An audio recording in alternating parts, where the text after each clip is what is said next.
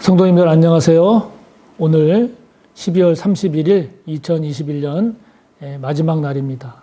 한 해 동안도 수고들 많이 하셨고 또 새로운 한 해를 은혜 안에서 기쁘게 복되게 맞이하시기 바랍니다. 오늘 저녁 11시 반에 송구영신 예배가 있죠. 예배로 새해를 맞이하시기 바랍니다. 다 같이 사도신경으로 우리의 신앙을 고백합니다. 나는 전능하신 아버지 하나님, 천지의 창조주를 믿습니다. 나는 그의 유일하신 아들, 우리 주 예수 그리스도를 믿습니다.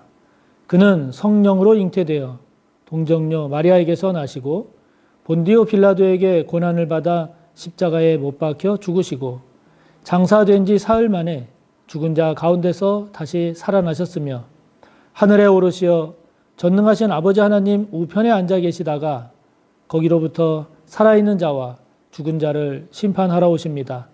나는 성령을 믿으며 거룩한 공교회와 성도의 교제와 죄를 용서받는 것과 몸의 부활과 영생을 믿습니다.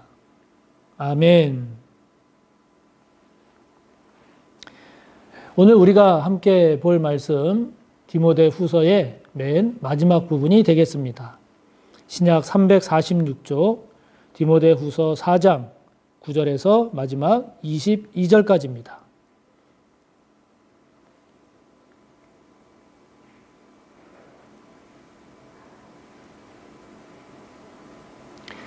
디모데 후서 4장 9절에서 마지막 22절까지의 말씀 함께 봅시다. 너는 어서 속히 내게로 오라. 데마는 이 세상을 사랑하여 나를 버리고 데살로니가로 갔고 그레스게는 갈라디아로 디도는 달마디아로 갔고 누가만 나와 함께 있느니라. 내가 올 때에 마가를 데리고 오라. 그가 나의 일에 유익하니라. 두기고는 에베소로 보내었노라. 내가 올 때에 내가 두로와 가보의 집에 둔 겉옷을 가지고 오고 또 책은 특별히 가죽 종이에 쓴 것을 가져오라. 구리 세공업자 알렉산더가 내게 해를 많이 입혔음에 주께서 그 행한 대로 그에게 갚으시리니 너도 그를 주의하라. 그가 우리 말을 심히 대적하였느니라. 내가 처음 변명할 때에 나와 함께 한 자가 하나도 없고 다 나를 버렸으나 그들에게 허물을 돌리지 않기를 원하노라. 주께서 내 곁에 서서 나에게 힘을 주심은 나로 말미암아 선포된 말씀이 온전히 전파되어 모든 이방인이 듣게 하려 하심이니 내가 사자의 입에서 건짐을 받았느니라. 주께서 나를 모든 악한 일에서 건져내시고 또 그의 천국에 들어가도록 구원하시리니 그에게 영광이 세세 무궁토록 있을지어다. 아멘. 브리스가와 아굴라와 및 오네시보로의 집에 문안하라. 에라스도는 고린도에 머물러 있고 드로비모는 병들어서 밀레도에 두었노니 너는 겨울 전에 어서 오라. 으블로와 부데와 리노와 글라우디아와 모든 형제가 다 내게 문안하느니라. 나는 주께서 내 심령에 함께 계시기를 바라노니 은혜가 너희와 함께 있을지어다. 아멘. 이제 바울이 디모데에게 두 번째 편지를 보내면서 이제 마지막 마무리를 짓고 있습니다. 이제 디모데 후서를 마지막 이렇게 마무리를 지으면서 보내는 이 바울의 디모데에게 보내는 오늘의 편지. 우리가 함께 본 내용 가운데 우리가 무엇을 묵상하면 좋을까요? 자, 먼저는 우리가 9절부터 16절의 내용을 쭉 이렇게 한번 보면 여러 사람들이 나옵니다. 여러 사람들이 나오는데 그 사람들을 우리가 하나하나 생각을 해보면서 과연 저와 여러분은 어떤 사람인가? 또는 다른 말로 말하면 어떤 사람이 되어야 할까 하는 것을 우리가 한번 생각해 보면 좋겠습니다. 9절에, 10절에 보면 데마라는 사람이 나오죠. 이 데마라는 사람은 바울의 참 그 좋은 동역자였었던 것 같습니다. 그런데 그 사이에 어떤 사연, 어떤 일이 있었는지는 나오지는 않습니다만은 이 데마라는 사람은 후에 세상을 사랑해서 결국 바울을 버리고 데살로니가로 갔다. 이렇게 나오네요. 참 아쉬운 모습입니다. 그 10절에, 그 다음 10절에 보면 그레스게 그리고 디도가 나오고 12절에 보면 두기고라는 사람이 나오는데 그레스게는 갈라디아로, 디도는 달마디아로, 그리고 두기고는 에베소로 가게 됐는데 그냥 갔다라고만 내용만 나오지 구체적인 내용은 모릅니다. 또 11절을 보면 누가가 나오죠. 의사 누가가 나옵니다. 의사 누가는 바울과 지금 계속 함께 하는 그런 사람으로 나오죠. 11절에 마가라는 사람도 나오는데 이 마가라는 사람은 바울에게 있어서 유익한 자라고 나옵니다.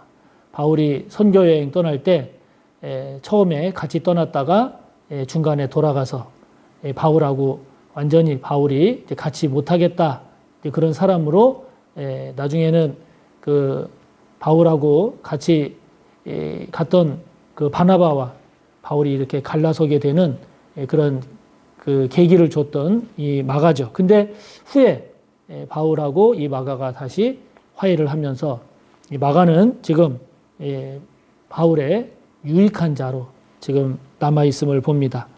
14절에 보면 알렉산더라는 사람이 나옵니다. 이 사람은 바울에게 해를 많이 입힌 사람으로 나옵니다.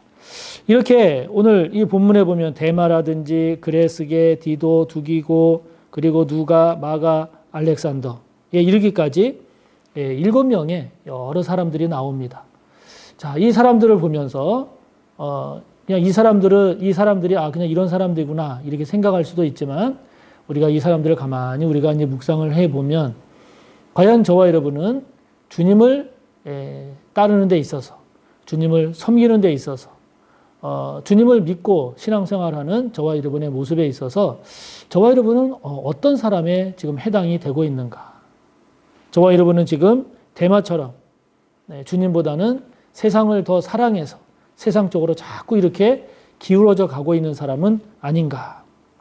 아니면 알렉산더처럼 주님께 도움이 되고 주님께 영광을 돌리고 교회에 덕이 되고 또 교회를 유익하게 하는 그러한 저와 여러분이 되어야 되는데 오히려 해를 끼치고 있는 그런 모습은 없는가 하는 거죠. 반면에 저와 여러분이 누가처럼 늘 바울과 함께 있고 어려울 때나 어렵지 않을 때나 언제나 바울과 동행하는, 즉 주님과 동행하는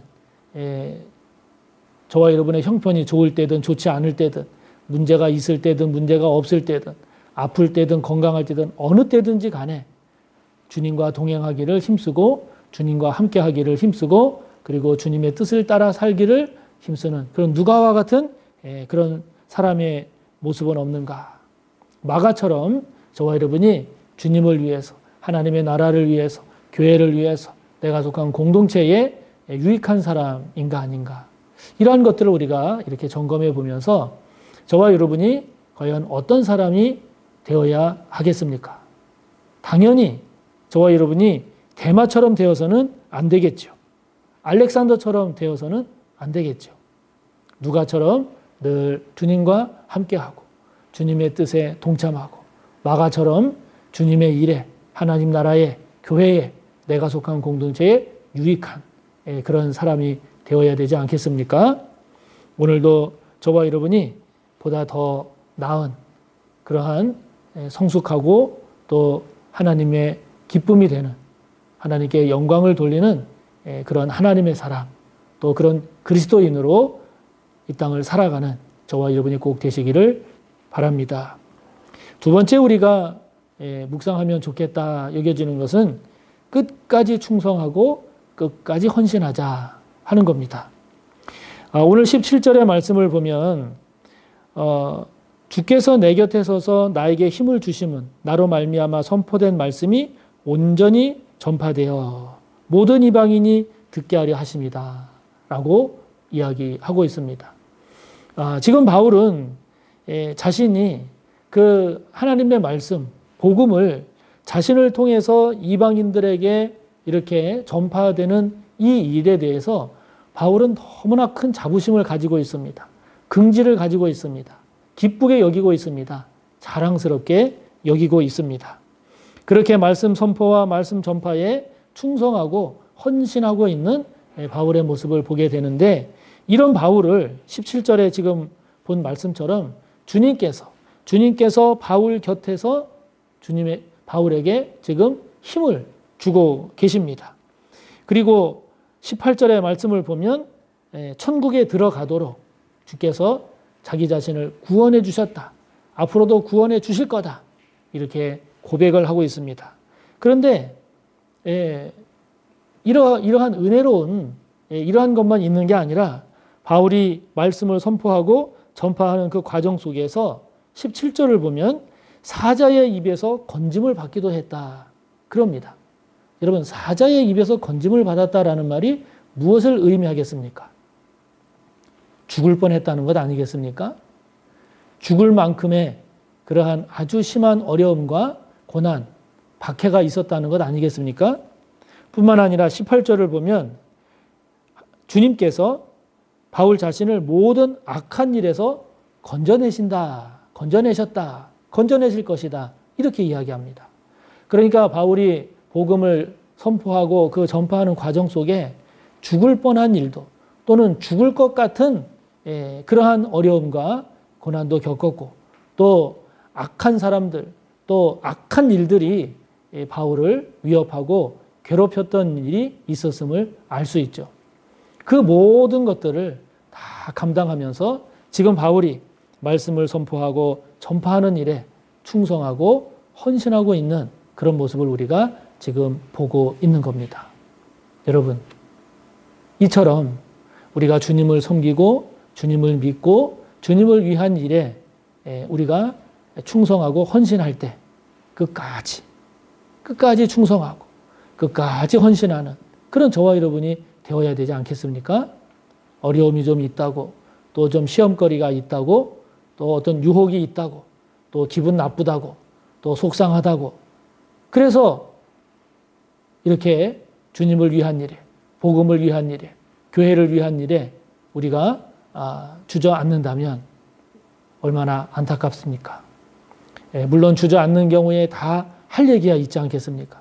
이래서 이렇다, 저래서 저렇다, 이래서 안 하겠다, 저래서 할 수 없다, 할 이야기들은 다 있겠지만, 오늘 우리가 바울의 모습을 다시 한번 묵상하면서 어려움과 죽을 고비가 있음에도 불구하고 악한 일들에 의해서 그런 고난과 어려움, 시험이 있었음에도 불구하고 끝까지 말씀을 선포하고 전파하는 이런 바울의 모습이 오늘 저와 여러분의 신앙, 저와 여러분이 이 땅에서 그리스도인으로 살아가는 저와 여러분의 모습이 되었으면 좋겠습니다.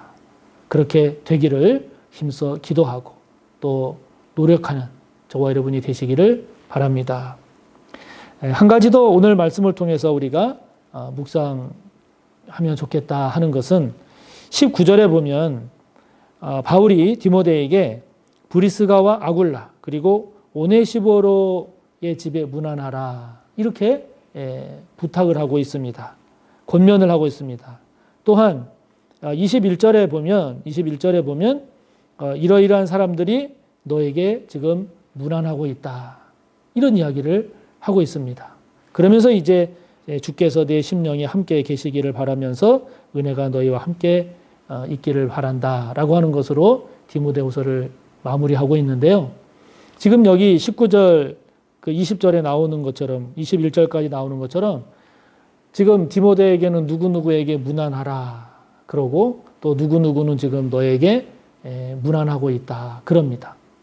문안하고 문안받고 서로가 이렇게 돌아보고 서로가 서로를 살피고 이러한 모습들이 지금 소개가 되고 있는 거죠.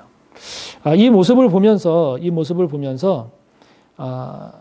지금 우선 무엇보다도 제가 이 말씀을 묵상하면서 드는 생각이 지금 코로나 상황에 성도님들을 마음대로 또 자유롭게 신방하거나 만나는 데 있어서 좀 쉽지 않은 자유스럽지 못하는 그런 면도 있을 뿐만 아니라 또 코로나 때문에 이렇게 사전 영상 제작하고 뭐 이런 등등의 일로 인해서 자칫 내가 성도님들을 문안하고 또 성도님들의 상황을 살피고 그러한 것을 좀 너무 소홀히 하는 것 아닌가 하는 이런 반성을 하게 되더라고요.